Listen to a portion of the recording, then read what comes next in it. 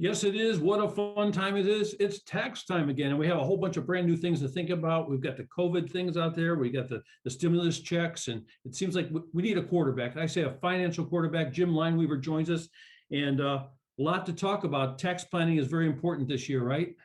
It really is, because I'm all for paying my fair share of taxes, but I don't want to pay any more than I have to. So when people look at their taxes this year, just because they didn't get a stimulus check doesn't mean they're not going to get stimulus credits. So very important, because you had two acts. One, you had the CARES Act in March of 2020, which gave basically any singles up to $1,200 and married filing jointly $2,400 in either a stimulus check or credit. And those were kind of phased out at income levels of 75,000 and married filing jointly at 150,000. But you also got dependent care for $500 per child if they were 16 and younger. So people are getting these checks, and they want, should I be paying taxes on this? Should I be writing this down? I mean, there's a lot of confusion there, right?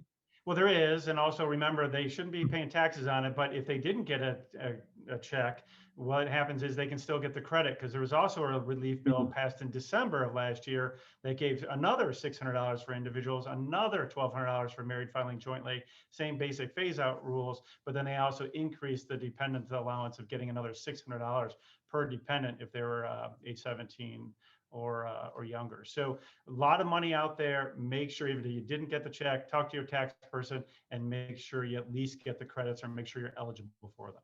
Talk to your tax advisor. That's probably the most important information right now. And then we talk about minimum distributions. Where will we stand with that?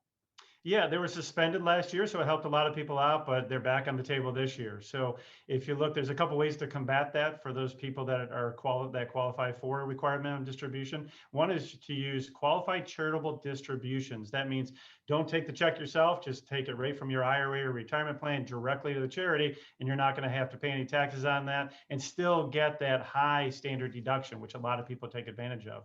And then you can also use donor advised funds. You can put money into that, tax deduct it that year, but also kind of create a legacy for yourself. I do that with my kids, is that we put the money in, we deduct it, and then in years to come, we pay it out to different charities. Great way to educate families about charitable giving. So many different funds and times to do it. Is it too late to do some of this stuff? Well, those two for last year, yes, those had to be done by 12/31. But what you can still do this year is make contributions to things like your traditional IRA, Roth IRAs, health savings accounts, and simplified employee pension plan. So a lot of things you can do, but you just have to do it before you file your taxes this year for last year. And those people that get phased out of a Roth, because if you're at a married filing jointly, if you're over 208,000, remember you're phased out of the Roth, but you might be able to do a backdoor Roth, which is making a non-deductible contribution to a traditional IRA and then transferring that over to the Roth. But there's some nuances with that. Make sure you talk to your professional before you do that. See, Jim, that's what you tell us. I mean, I never knew about that. I mean, that's a great tip for somebody right there. They could save a lot of money. And talking about the filing time, I remember last year, you file April 15th, they changed it. It wasn't the same. What's the deal this year?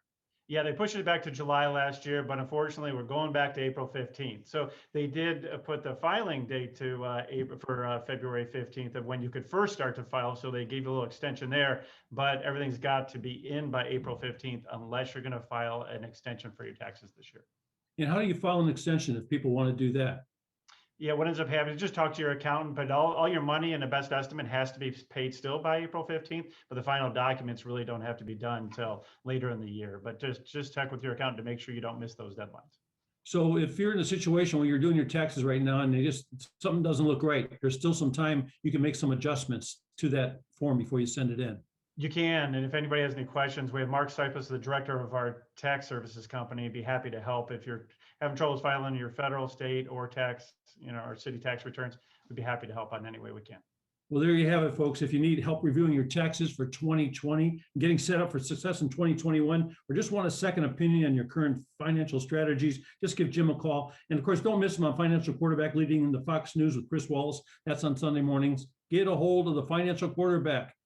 He'll score for you. Thanks a lot, Jim. Thank you, Dave.